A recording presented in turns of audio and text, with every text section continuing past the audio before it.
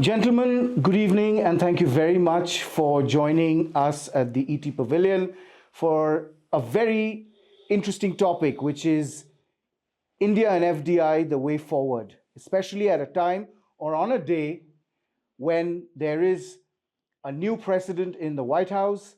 There's a lot of talk about deglobalization. There's talk about tariff and trade wars.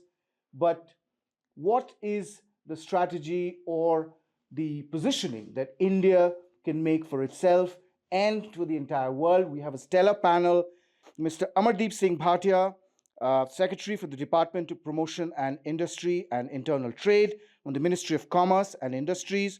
We have Kartikeya Sharma, CEO, AB InBev, South Asia. We have Neeraj Aggarwal, Chair, Asia Pacific for BCG.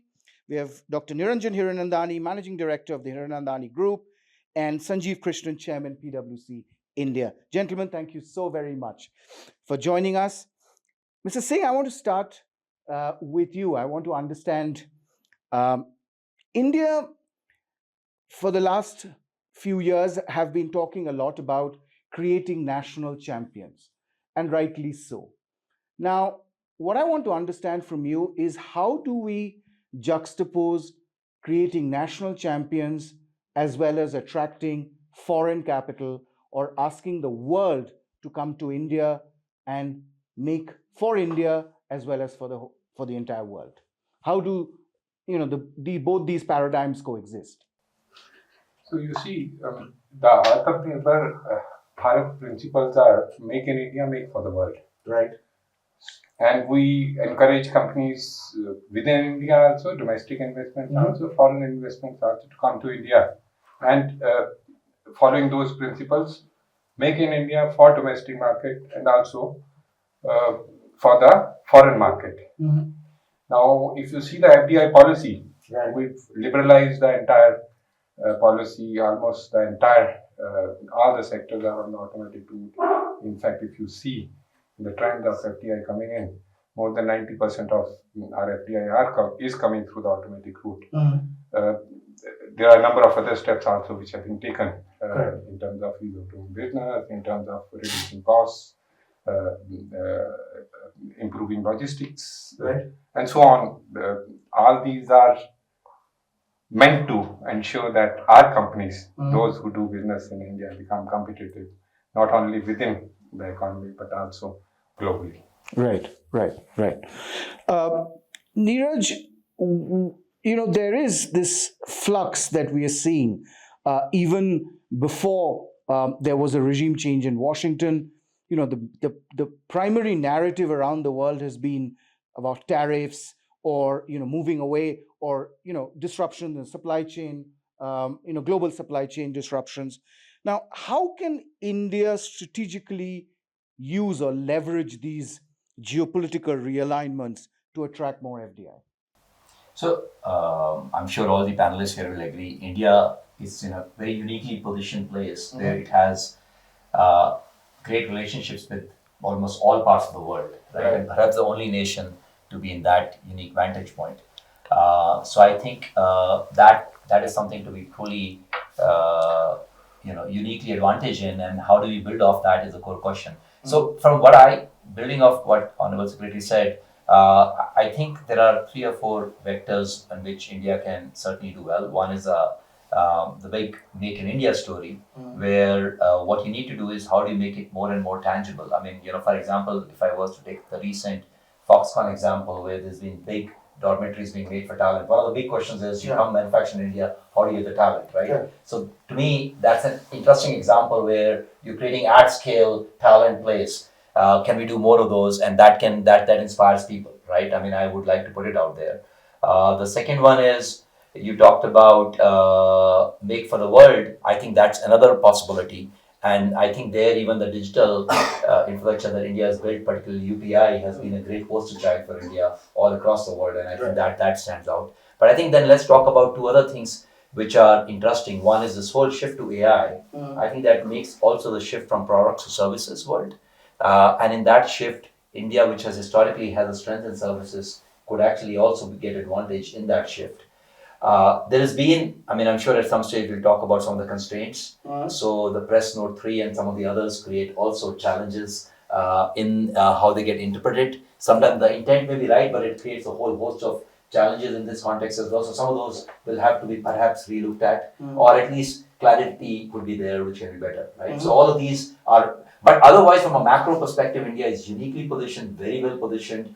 Every model we build shows that the next 10 years, particularly on trade, India probably should have the fastest growing trade compared to any other part of the world.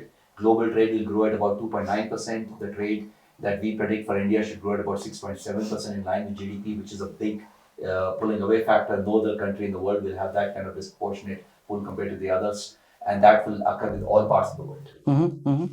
Now, Kartikeya, you represent the world's largest brewing company. You've grown exponentially through a spate of mergers and acquisitions.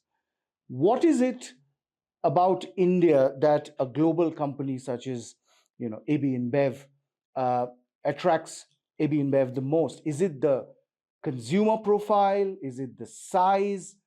Because there are challenges also that come with both. So, what is the X factor that makes, India tick? Well, other than the obvious, the demographic advantage within our 10-year forecast, sometimes BCG helps us out with, we tend to position India as what we call legal drinking age. These are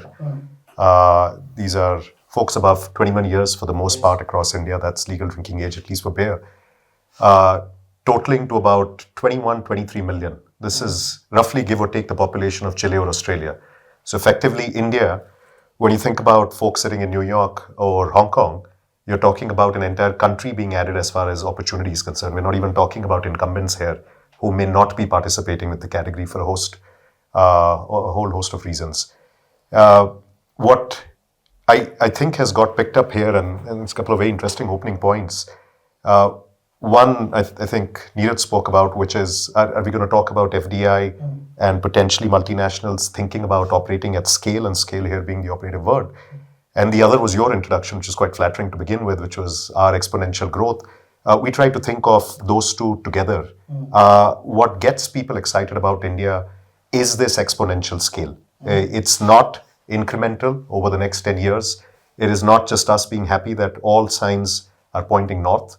But it is the unlock that when it does come, and there's a great deal of optimism with our company at least, that it is more a case of, in the foreseeable 3 to 5 years, than this not happening at all, that, really excites everyone. Now, the exponential scale realizing itself, I think that's going to be an interesting discussion as the remainder of this conversation plays out. But I do think you have an incredible base of consumers who are tremendously aspirational, who are going through possibly the most tectonic lifestyle evolution in the last 30 to 35 years. We're not talking mobile phones, we're not talking a penchant for aspirational apparel or travel as it's been. We're talking everything happening at the same time that is playing out, which is this tectonic shift in lifestyle. And in that lifestyle, at the heart of it is the idea of socialization. And at the heart of socialization is where our categories sit. So you can imagine, insofar as stars aligning, the next 10 to 20 years should be some of the most promising ones AB InBev has seen in any country it's operated over the last 3 decades. So it truly is fascinating. Now, you as a sector, your sector is perhaps regulated in varying degrees around the world. In India, there's an added complexity because between the states and the central, there's a whole set of levies. Now, how does a company navigate that? Because for a brewing company, the weather for India, the tropical weather is perfect. You talked about the demographic dividend. Yet, for that double-digit growth for any company, even such as yours, how important or challenging is this whole regulation, becoming as an Achilles heel? Extremely challenging, to put it mildly. We have, over a period of the last decade and a half, and I've been involved with the business in different shapes, forms, and sizes, at least with the Indian one. Spent 20 years with the company, but I've been involved with the Indian business in various capacities over the last decade and a half. I do think there's been a tremendous improvement in the regulatory environment. At times, we gain a few and we lose a few, but on the whole, if you were to aggregate it, there have been more gains. Insofar as how we tend to navigate with what we call our first principles. The first is our commitment to compliance. If we need to think about a business here for the next 100 years, we want to be as textbook global citizen can be in India, just playing by the rules, supporting communities, supporting both upstream and downstream partners. A lot of focus and commitment there, and I'm very happy that's what we focused on in these last 15 years. That reputational dividend that has paid off when we work with suppliers, when we work with the government. There are many a place where AB InBev has a reputation that things may get delayed, and that's okay. But we're going to operate in a certain way that makes us, our employees, our shareholders, and the community feel proud to have AB InBev as a partner in the community. When we do get down to it, we do see a moonshot here. We've been discussing it with a lot of well-meaning partners. We don't see any reason why alcohol should continue, and I should maybe speak on beer, should continue to stay part of 32 states and their annual policy legislation. I think beer should be part of the National Goods and Services regime. This will unify the country into one state. We wouldn't have to think about a manufacturing facility every time we want to think about growth. You can start thinking about mega factories. Some of the biggest breweries in India are some of the smallest breweries in the ABI network. You can't achieve scale, you can't achieve that kind of efficiency. And I'm very confident in our interactions with a lot of well-meaning folks, both at the federal as well as the state level. They do agree grudgingly that in the foreseeable future, that may be the way to go. But is there something that you would like Mr. Bhatia the suggestion that you have for him, or is it just a state issue and therefore there's not much role that New Delhi has? No, I think there'll be a lot of collaboration required between states and federal officers. I do intend to have breakfast with him tomorrow morning, and I'm looking forward to that very much. Everybody agrees that a simplified tax structure, not just for end users, but a simplified tax structure for, you're talking about a category that contributes to 2.3% of India's revenue, 0.3% of GDP, 0.3% of employment. Contrary to popular perception, beer is not small. Beer is big, even at today's under-penetrated scale. We're talking about 2 liters, give or take, per capita consumption. This is one of the lowest on the planet when you think about our climate and our population.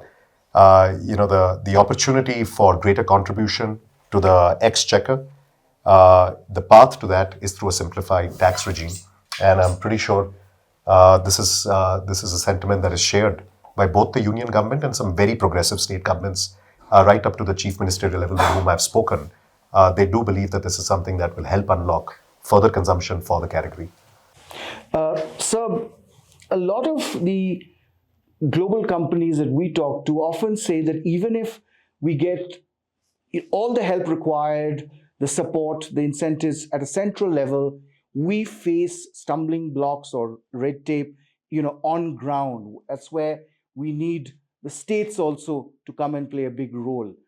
What is the collaborative approach that your department is undertaking with states to actually make, from an idea to make it work on ground for factories or investments to actually happen or come about? On the contrary, in fact, if you see some of the states like Tamil Nadu, Gujarat, Andhra Pradesh, MP, they are doing pretty well, and investors are very happy. And if you look at the trends in FDI coming to these states also, you'll be able to appreciate better. And in fact, we are also presenting some of the best practices in these states to other states to follow. We have a very good framework for encouraging states to bring in more and more of these good practices as part of their regulatory framework. The BRAP, we call it. This BRAP exercise, it handhold states. It's done along with the states. We have a set of parameters. They run into 280, 90 parameters. But you look at broadly, it deals with single window systems, the processes behind that, the time taken behind that, the documents required, the inspections regime, and so on. And it handholds, it helps the states in moving towards the best practices.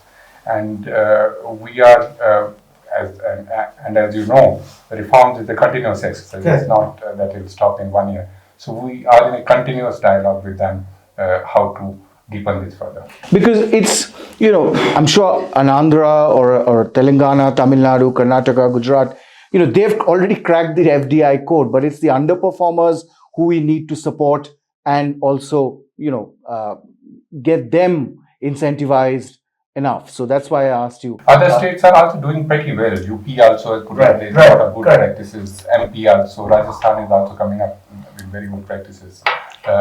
So things are changing a lot, and it's becoming more and more attractive, these states, for investment to flow.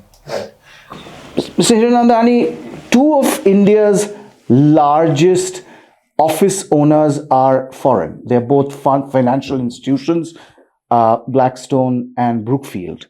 So we have seen significant FDI flow in real estate. There are sophisticated structures now like REIT, which are becoming more and more popular.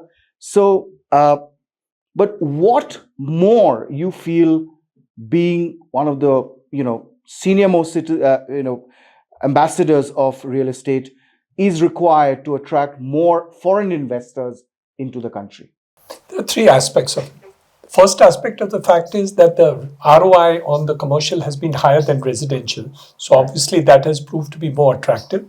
Number two, there is a lot of structuring which has taken place in the commercial sector, which makes it easy for them to put in FDI in terms of it. And most of the states have been able to put that in alignment.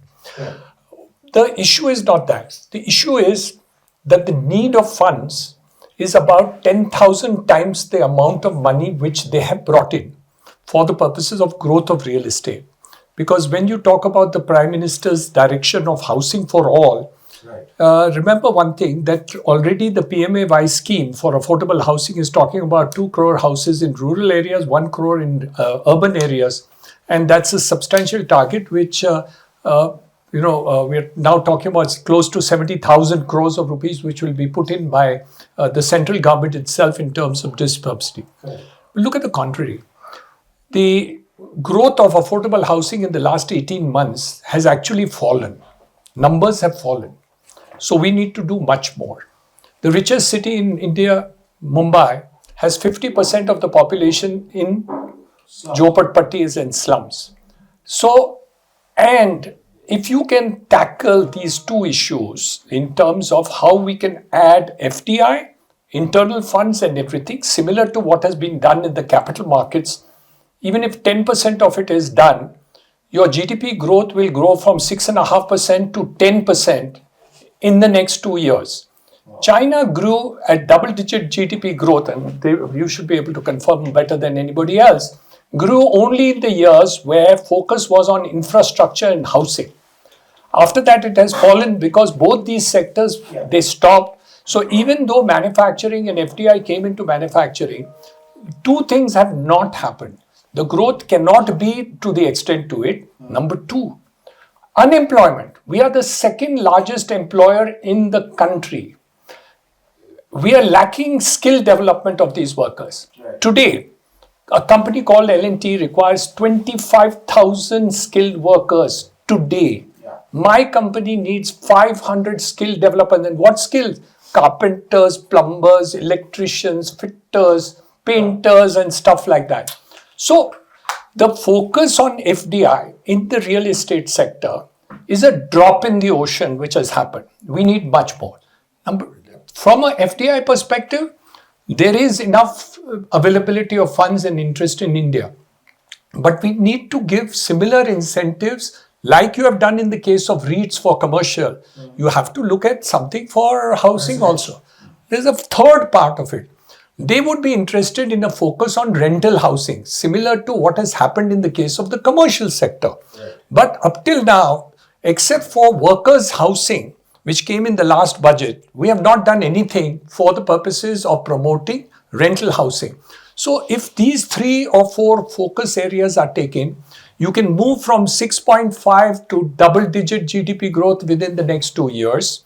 You can cure at least 50% of your unemployment in the country by doing that. And that cannot happen through manufacturing because of the automation that takes place in the manufacturing sector. And the third, the infrastructure development that you're talking in the cities that you're taking place over there, the quality of life will completely change. So for example, let's take Mumbai. Yeah. We are going to add 300 kilometers of metro in the next 2 years, funded by Japan, JICA and other agencies. We have done a new airport. We have done the Cross Harbour Bridge, which will bring land equal to half of land of Mumbai for the purposes of operation. So the whole thing will change. And we now have a scheme by which in the next 5 years, we can clean the entire slum problem in Mumbai and make a profit of 50,000 crores at the end of the day. So Dharavi just being a small example which Mr. Adani is taking care of. So what we need to do is the focus on FDI, and thanks to the department which has done it, has done a huge amount of work which is done. And that is why some of it has really percolated to the ground. But the next step which is required in the housing sector, we have just done a drop in the ocean. So whatever you may say about Brookfields and the Blackstones of the world, they are dropping the ocean out of what we can possibly do. Right. And there is that. One more small thing. Even if they don't come, today look at the stock market. Yeah. With all the people moving out of the stock market, internal funds are available. So what you need is to structure your tax structures both at the state and center level, tweak it so that the benefit for rental housing, slum clearances and other things are incentivized. The multiplier effect of that is gigantic. It's unbelievable. You can actually go beyond 10% in the next 2 years and unemployment is solved. So if you take these 2 factors into consideration, I think it's like an easy way to victory for India. Right. And even if all the trade barriers come, this is an internal thing that we can take care of. Right. Sanjay, I want to ask you, raising productivity. What is it that India can do, or policymakers like Mr. Bhatia can do for global investors, companies to come in droves in India? So I think first up, let me just offer a very sobering factual assessment which came through our global CEO survey. Mm-hmm. Last year, India was number 5 on the wish list of global investors. Right. This year also, in spite of all the positivity around India, we are still number 5, which unfortunately was, for me, it was a bit disappointing. Mm-hmm. Because, I thought India would do better in the minds of the CEOs globally. And I think 3 things really stem out from that. I think the first and foremost is about dispute resolution and how we look at contracts. I think that's a big one which is coming through. I think Mr. Hiranandani just mentioned about skilling, and while he's talking about skilling, and we have heard Mr. Goenka and SNS talk about, and he himself is talking about how he's lacking skilled workmen. Yeah. Look at the GCCs which are growing so rapidly in India. And, in my multiple conversations with some of the GCC CEOs, they are saying that considering the kind of stuff that Neeraj was just saying, what they want to do for their headquarters, they are now starting to struggle with the skilling element. And I think that's something that we need to focus, because, that is India's strength. India's demographic is India's strength. And I think we need to be able to harness it, which means a huge amount of focus on skilling, right? I mean, skilling at the level that Mr. Hiranandani just said, but also add in some of the tech areas which India has been famous for. I think that's something which requires significant effort. And I think we are at a tipping point, because it's not as if it's not about the absolute, it's about the relative. It's not as if that many others. I mean, look at what Poland has done in recent times, and we need to be very, very conscious of that. I mean, even Southeast Asia is coming through reasonably well. I mean, they have some challenges, but in terms of English-speaking people and all that. But I think they're coming already well. I think the other piece really is when you look at the broader manufacturing space. A lot of incentives are causing much of the focus on manufacturing. But I must say that, and we were looking at some of the factor cost, and we were doing some comparisons. I think there is work to be done. I mean, both on the logistics side, if you look at our manufacturing competitiveness, including smaller countries like Malaysia and Indonesia, they do better on digital competitiveness and others. And I think these are some fault lines that we need to sort. The one issue which of course came through earlier, I think on the tax side is one of the big issues which continues to remain. And of course, we're talking about a simplification of the tax code and so on and so forth. So hopefully some of those things will get sorted out. But the one issue which I would also add is this piece about the last mile. And Mr. Bhatia, I completely agree that there has been significant progress and they're very progressive states. But I would also say, with all humility, sir, that there is some work to be done in making sure that what the center proposes, the states dispose. I think there is still some work to be done, sir. Right. Is GST becoming, or the complexities around GST, the slabs, a big issue among the CEOs that that you survey or you talk to? Yeah, it certainly is. It certainly is, and I think there's a lot of work again that's been done on that. But I think there are some low-hanging fruit out there. That's all I would say. I mean, there is a lot of stuff already out there, but there is some low-hanging fruit, and there is much that we can sort out. And we've been talking about how we include GST on petroleum products and others, etc. Those have been, also things that have been in the discussion, but haven't sort of seen the light of the day. So there is some work to be done on that. Mr. Bhatia, the Make in India program has been almost going on for 10 years. But if we just look at statistics, the share of manufacturing, the latest set of statistics suggests the share of manufacturing in the economy is shrinking or has shrunk. Where are we missing out? If you look at the gross value add figures, and that's the way you should be measuring, it's remained stable. So I won't say it has shrunk. But manufacturing, there are a lot of steps which have been taken, and there is, if you look at the product space, the number of new products which are getting manufactured in India, the number of products which are getting exported from India, there's been a huge change from the traditional. We have also moved to the non-traditional, and there are success stories. Apple supply chain is a success story which has come to India.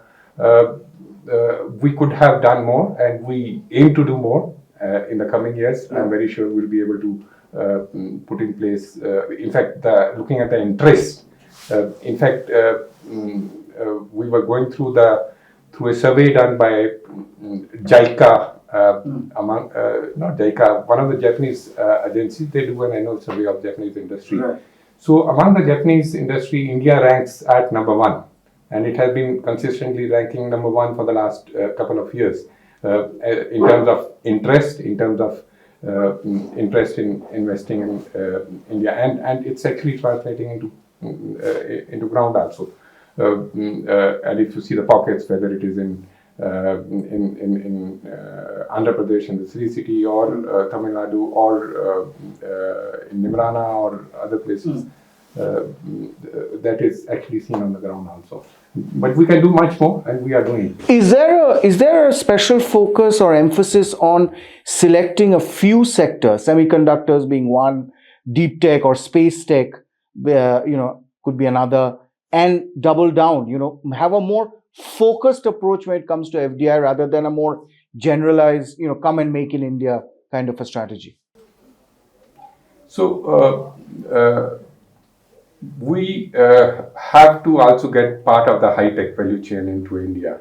So electronics, that's why electronics is a focus area, and will continue to be a focus area. We have to get the value chain in. Renewable energy is another area we are to focus as India, and we have managed to do pretty well there. But at the same time, the focus also remains on those sectors where there's a large potential of generation of employment. So sectors like textiles, sectors like footwear, pharma. So those also continue to be a focus area. Yeah, and the 14 PLI sectors are there. Yes. So considering our key trading partner is no longer the United States but China, you know, is United it? States continues to be our key trading partner. But the number one, I think, is now China has overtaken the United States. US continues to be. No, of course it is. Of course it is. Of course it is. I'm not saying that one against the other, but all that I'm saying is that So if you have to integrate with the global supply chains, if you have to make in India, make for the world, correct, you have to import as well to export. yes. So you just can't say that we'll not import and we'll only export. So if you have to integrate in the value chains, you have to get the imports to add value and then import, then export. So I don't think we should look at it in this black and white terms. What are the 3 or 4 pain points that they keep insisting that persists in India? So firstly, the interest level in India is at an all-time high. I said this before, and there is more. And Sanjeev talked about the Global Capability Center. That's a great exemplification of that. You know, one opens every week or even faster than that sometimes. So every board is asking a question. Yeah. Every board is asking a question. What's your India strategy, right? Both as a market, both as a capability center. So that's clear, right? I'm sure you in many form the shape of the InBev story on having a Chile or whatever the country every year. So that all that is playing out. I think the plain point is India has become easier to do business, but continues to be hard. There is the Honorable Secretary talked about Japan ranks as one. Absolutely, they do. I go to Japan often. Almost all of them have interest in India, but they also find India still intimidating. Yeah. Right? They still talk about Suzuki and Honda as unicorns, but they still say, it's hard to replicate those unicorns. We want to be like them, but it is tough. So I think we need to, we make progress, but how do we, and they feel that they can't go alone. Yeah. So they need to find somebody who can help them, navigate this. Yeah. So that continues to be a challenge. I would also say on the flip side, some of them want to take a global playbook and bring that to India. India is never easy with global playbooks. It's a continent-sized country, and we need to adapt to that playbook. I mean, you have to, but every company has to really, and to adapt a global playbook to India means the global CEOs have to give India time. If you don't give India time, India can be very beneficial or profitable for you, but if you have to adapt to it, you have to go through the hard yards, you have to give it mind space and time at the board level, at the CEO level. So I think those things come up. So the divide is a bit on both sides. There is an expectation from India, but there are sometimes people like to feel, can it be like the other countries? And that India never will be. And Kartik, when it comes to your company, how much are you adapting, when it comes, the global playbook to suit the Indian realities on ground? This is a sector where from the dominance of Indian players, we see the entire alcobev, we see now the dominance of global conglomerates, global giants. And one of the reasons they've been able to do that is, of course, localize. I think post-COVID, the acceleration of supply chain resilience, if I can put it that way, I think that accelerated and helped Indian businesses, multinationals in India tremendously. I think the point Neeraj was making, there is certainly a realization, a delayed one at it. And I think every organization goes through that learning curve where for the first 5 to 10 years, it feels like a lift and shift to do the job. Then you realize nothing is working. Then you kind of revisit the playbook, if you will, and you realize you've started to actually craft a pretty nice one. And that's happened in our case.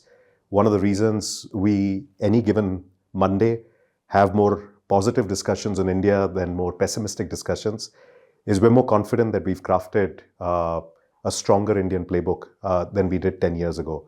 After the integration with SAB Miller, we realized that it starts with the portfolio that can be slightly more time resistant because it's integrating very well with local consumer needs.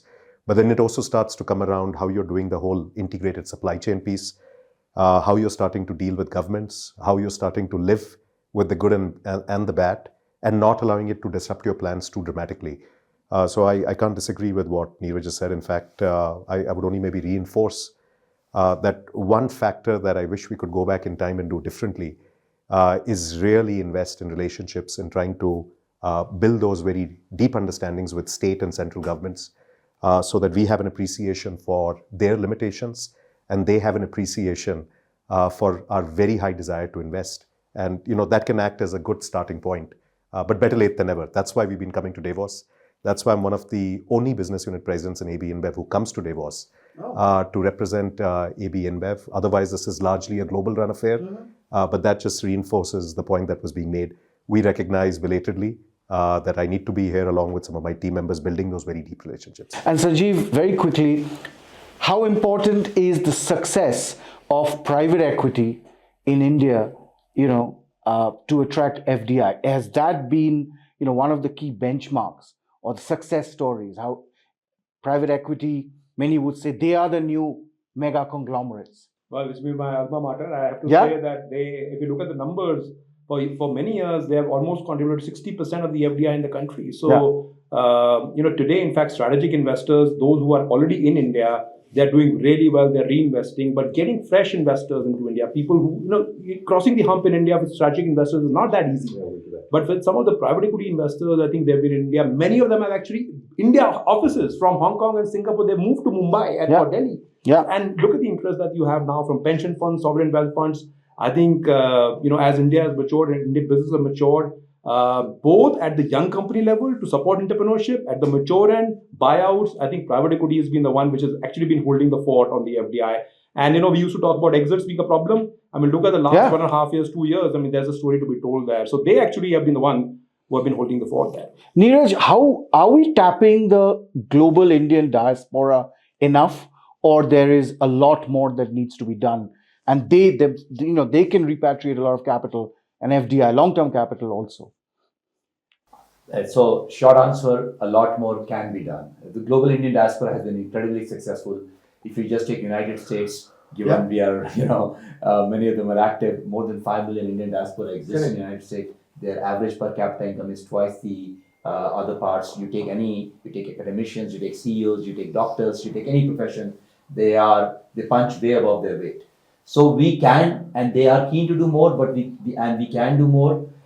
What do we need to do to fill that? I think it's not only about the top-to-top connect, but it has to then be followed by, de-bottlenecking whatever issues are there, which we have talked about in this conversation, on the ground level. I mean, it's not that we're not making progress, but I think particularly in this world of technology, where our diaspora has been very successful, in this world of AI, let's find a way in which we can enable them and help lift India to the next level. I think that is huge on my mind.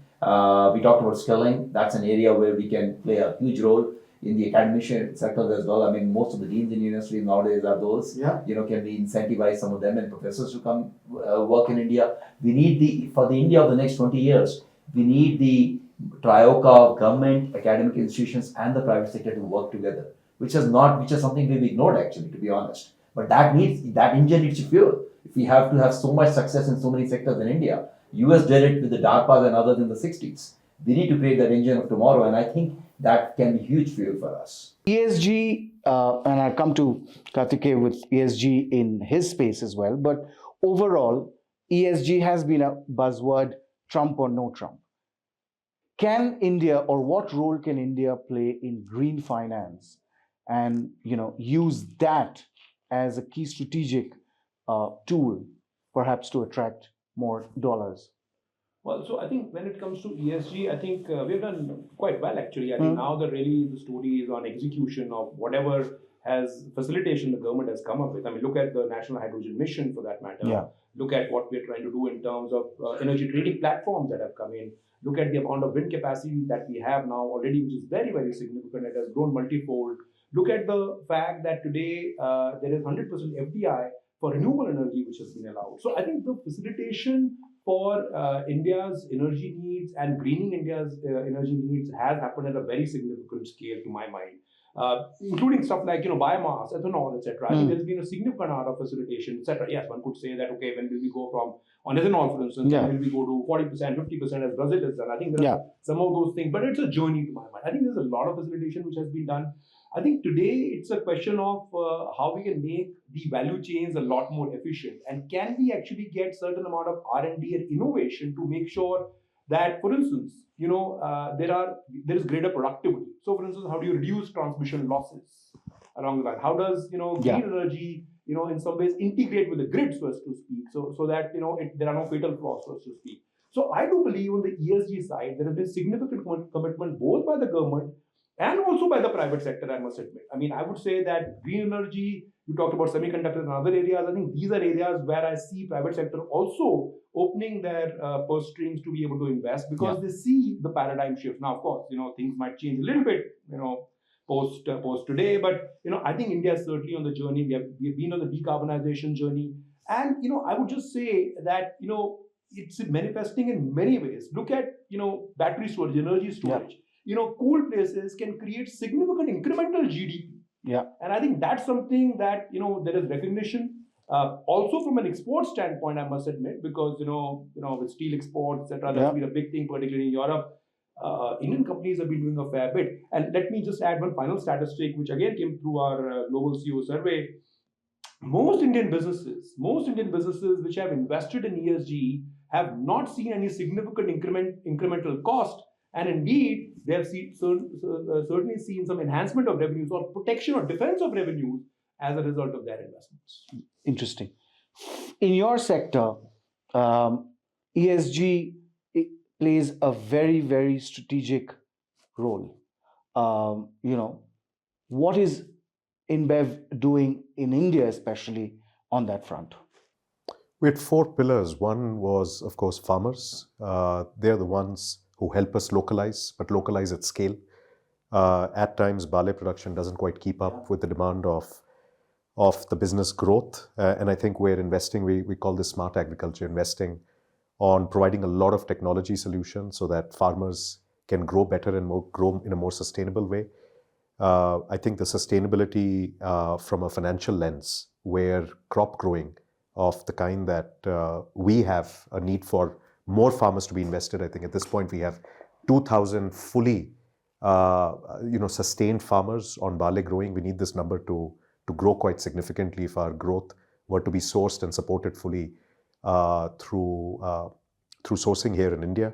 I think water is the other one. Beer is effectively barley water, if you can think about it. Our efforts on recycling, I think, are paying very good dividends, because beer effectively is a local product that needs community support.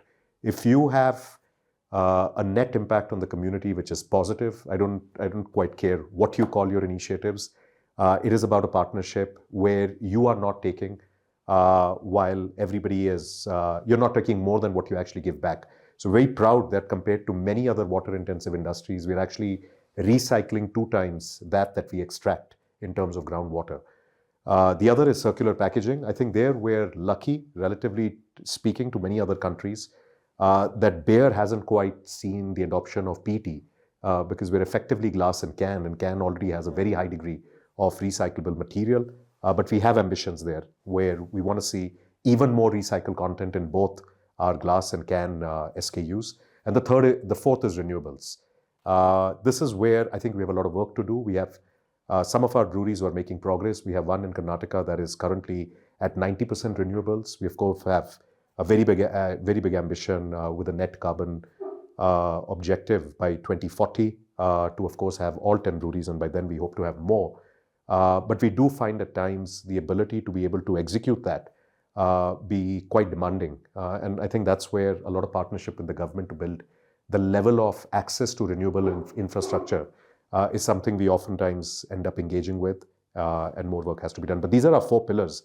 They're very integrated, as I said, to everything. Building a multinational business would be less about having these buzzword global strategies playing out, and it's more about seeing how deeply is your business becoming more and more a part of the social fabric, whether it's the consumer, the farmer, or the end user of your product. I think if all of them feel that they have an equitable role to play in this process, in whichever form or shape, they're getting good products, they're getting good worth for their produce, and ultimately we're contributing to the community by way of significant tax revenue, I think you get a very sustainable business. So we're less about the word ESG, we're more about, our actions, indeed. The last word, what has been, as a global giant, what has been the most heartening thing that a consumer in India has ever told you? That's a beautiful question. I'll tell you the most heartening thing that the consumers did for us, Okay. more by their actions, Drink is more well. of Corona or.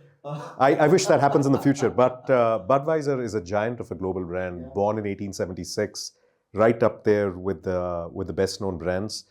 And oftentimes, global brands of this kind aren't. There's limited elbow room for innovation. We had a beautiful innovation idea called Budweiser Magnum. Yeah. It now ranks amongst one of the most successful innovations this company has, period, disassociated with any brand. And I think that's your consumers talking. The love they're putting on a local innovation that is now being taken to China, to the US, to many other countries, I think is testament to something I think that was said earlier on in this panel. It's not just about making in India, it's about making in India for the world, and Budweiser Magnum is a testament to it. So I'd rather the consumers show me and show our company the love. Yes, it is. Oh, there you go.